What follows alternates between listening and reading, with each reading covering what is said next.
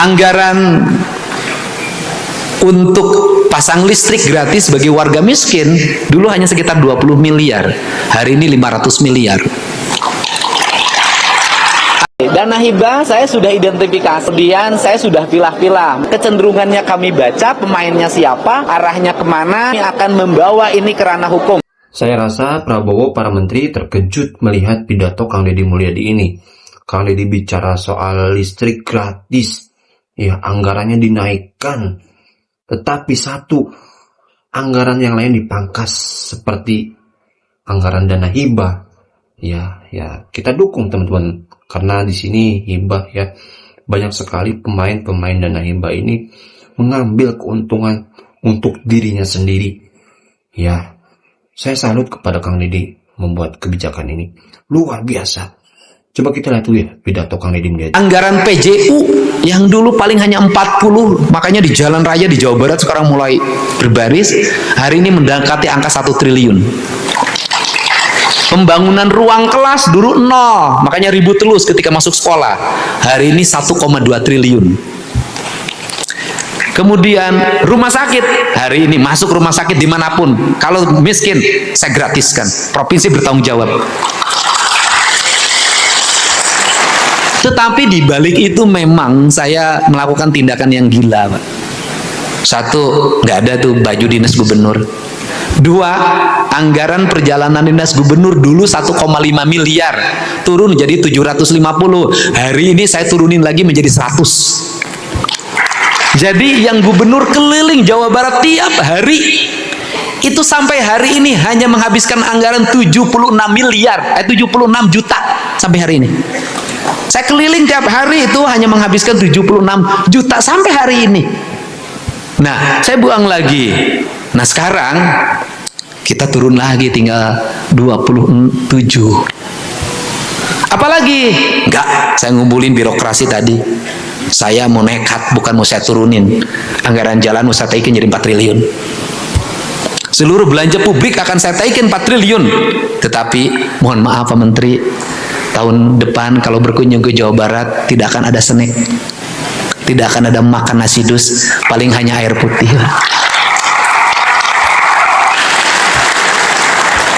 Mohon maaf, nanti listrik di Pemprov nyalanya hanya pada siang hari waktu kerja, malam akan dimatikan, yang nyala hanya di luar saja, di dalam tidak boleh nyala. Airnya akan dimatikan ketika jam kerja selesai. Pegawainya akan kami atur, Pak, tidak boleh terlalu numpuk tiap hari. Sebagian akan kami tugaskan kemana-mana untuk mengurangi beban. Karena pegawai itu semakin banyak pegawai di kantor, semakin banyak pengeluaran listrik, semakin banyak pengeluaran biaya-biaya lain. Saya akan kurangi itu semua. Dan karena kantornya sekarang kantor digital, saya ingin buktikan diri. Dan ini berlaku seluruh kabupaten kota, sama semangatnya. Saya kemarin sudah kumpulkan, kita ini sudah diambil senapannya, sudah diambil pelurunya, tinggal bambu runcing. Jangan, karena apa? Leluhur saya dulu pernah menang dengan menggunakan bambu runcing. Masa saya tidak menang hari ini? Jadi bagi saya keterujian seorang pemimpin adalah teruji di saat sulit dia tetap bisa memenangkan dan melewati kesulitan itu. Kenapa? Karena kita katanya bangsa pejuang. Waktu retreat ada simbol petarung, maka kita tidak akan pernah berhenti untuk bertarung. Saya ini aktivis organisasi. Dulu ketika jadi pimpinan HMI bisa nyari duit buat bangun sekretariat, buat ngasih makan training, tidak ada anggarannya. Masa jadi gubernur yang ada anggarannya tidak bisa lebih dari ketua cabang HMI. Dan yang terakhir, kita bersepakat Pak Wali Kota, para bupati, kami akan menggerakkan seluruh rakyat, karena saya tidak mau lagi di tempat saya ada orang mengadu, Pak. Kalau ada orang mengadu ke tempat saya, berarti kepala desanya tidak berfungsi. Kalau orang mengadu ke tempat saya, berarti camatnya tidak berfungsi. Kalau orang mengadu ke tempat saya, berarti bupati wali kotanya tidak berfungsi. Kenapa? Mengadunya sederhana kok. Butuh uang 1,5 juta Pak untuk ongkos ke rumah sakit bolak-balik. Berangkatnya dari Indramayu, berangkatnya dari Cirebon, dari Tasik, berapa ongkosnya? Saya bikin gerakan, Pak. Hari ini tadi sudah dipelopori. Namanya Poe Ibu, Gerakan Sapoe Sarebu. Apa itu? Tiap warga harus nyimpen uang di depan rumah tiap pagi, dipupul oleh RT nunjuk bendaranya, dikumpulin, nanti di kantor desa dikumpulin, di situ ada ruang pelayanannya khusus untuk ngurusin warga yang dua kesulitannya, masalah sekolah dan kesehatan, dua saja. Seluruh kantor di seluruh provinsi Jawa Barat nanti akan ada ruang pelayanannya. Para bupati akan punya ruang pelayanannya, para camat punya ruang pelayanannya. Saya yakin Jawa Barat nanti bukan kekurangan, nanti akan kekurangan orang mengadu karena seluruh pengaduannya sudah selesai di berbagai titik. Nah, dari sinilah nanti kita akan mulai keadilan. Kenapa? Dari orang yang terpojok karena tidak bisa bayar untuk biaya kelahiran, dia mencuri. Dari yang kepepet karena anaknya pengen beli baju seragam, dia mencuri. Dari yang kepepet karena istrinya di rumah sakit, dia mencuri. Seluruh pencurian itu nanti akan menjadi hukuman manakala negara sudah membuat ruang-ruang keadilan. Tapi selama negara belum membuat ruang keadilan, tak pantas orang mencuri karena lapar dihukum. Untuk itu, semoga pertemuan hari ini pertemuan semangat kita semua untuk membangun rasa adil. Dan saya ngajak semua orang jangan mengatakan tidak ada uangnya, tidak ada anggarannya. Kalimat itu kalimat bohong. Kenapa? Giliran rakyat minta bantuan rumah sakit 500.000, Anda katakan tidak punya duit. Tapi malam karaokean sama LC Anda punya duit.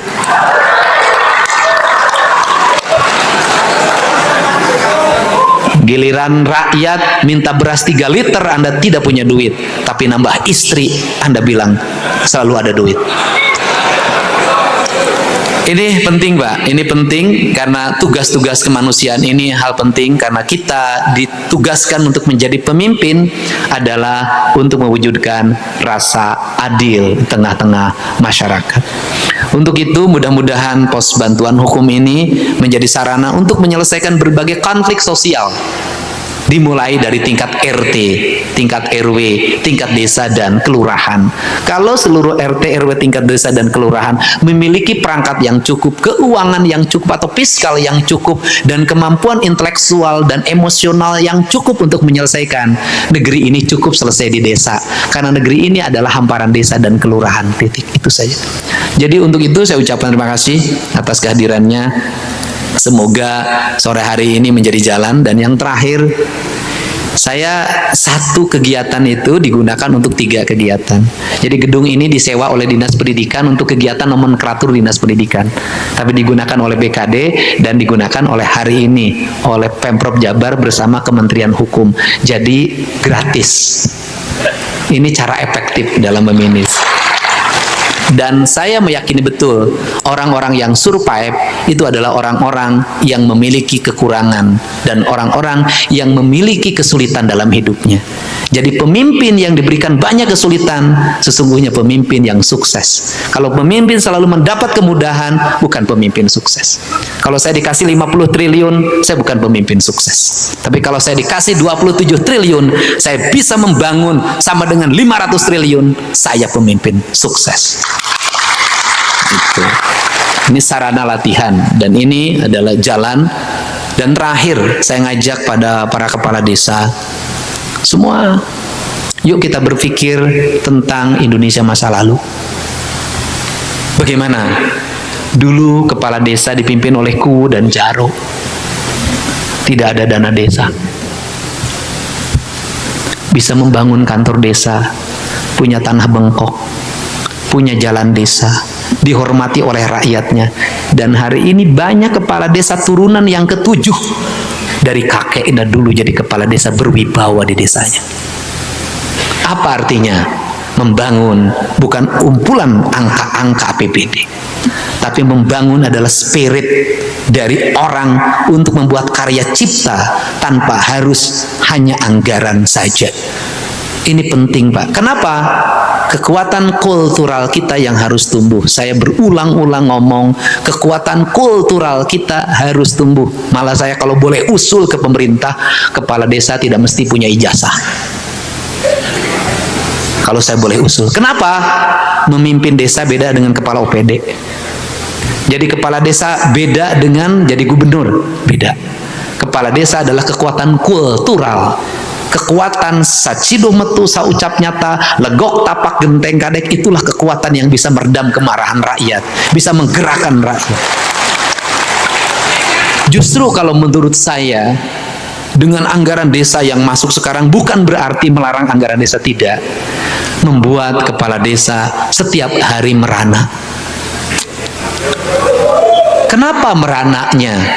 Kepala desa nggak boleh korupsi, tapi tiap hari berbagai kelompok datang ke desa.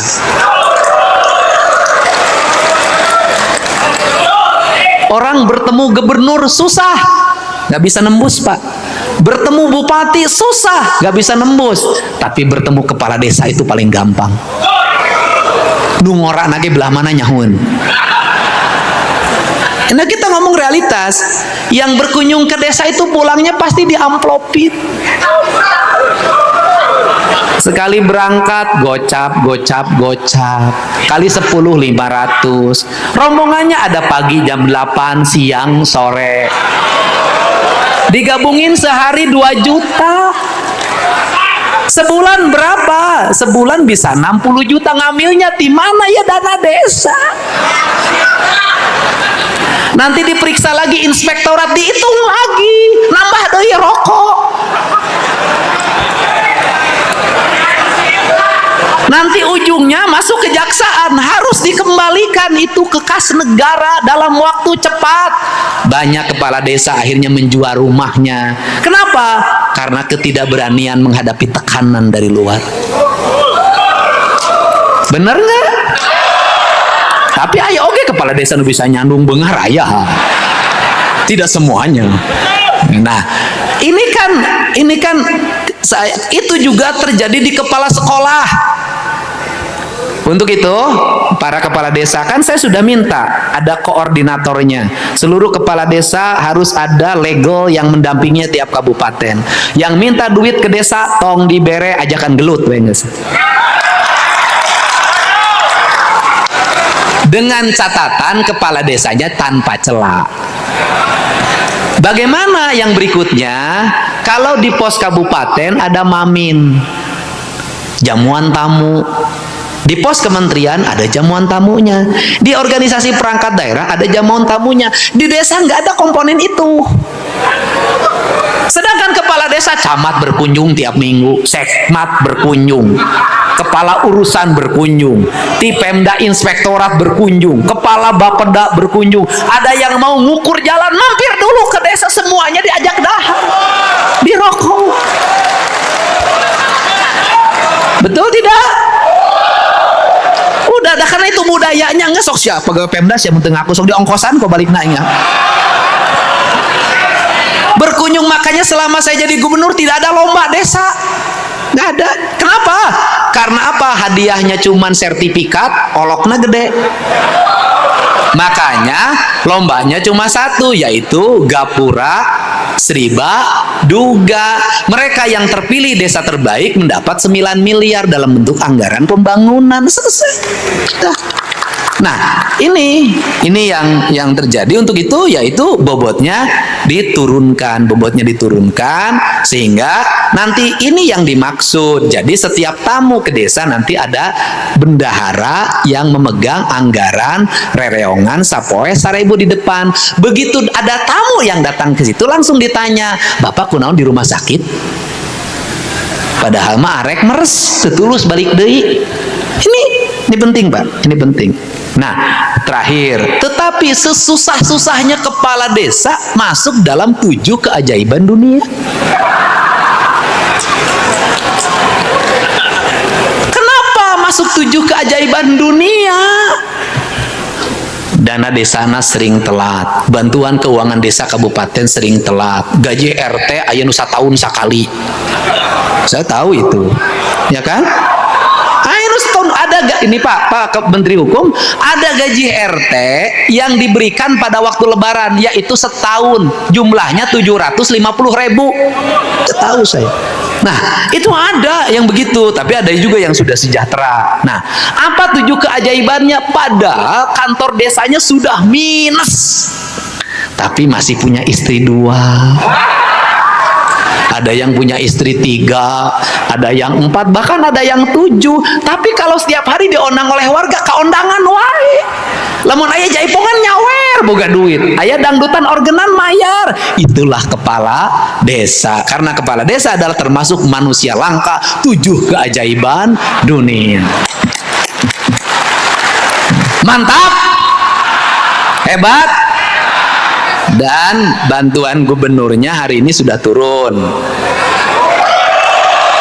Yang belum turun bukan salah di saya, salah di pengajuannya. Warahmatullahi wabarakatuh. Alhamdulillah teman-teman, tadi kita sudah melihat ya pidato dari Gubernur Jawa Barat Kang Deddy Mulyadi yang mana soal dana anggaran listrik ditambah untuk rakyat miskin ya, gratis teman-teman ya, luar biasa. Dan Kang Deddy sampaikan itu, dan ya ini poin positif buat Kang Deddy ya, berani menaikkan anggaran listrik ya, naikin anggaran listrik untuk digratiskan kepada masyarakat miskin.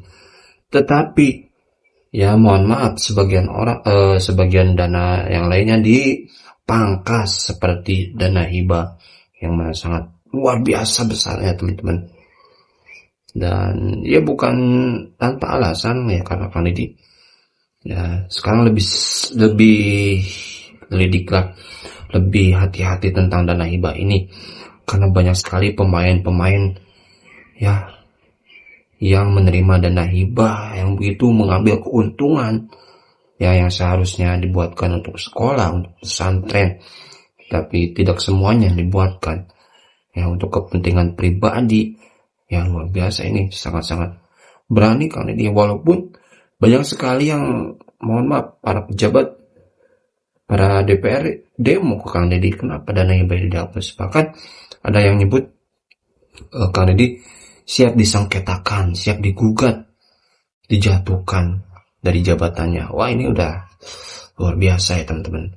Dan saya salut kepada Kang Deddy ya, karena berani memangkas dana hibah dan menaikkan anggaran untuk rakyat miskin. Ini luar biasa ya teman-teman, luar biasa ya. Oke, itu video kali ini. Terima kasih, sampai jumpa di video. Assalamualaikum warahmatullahi wabarakatuh.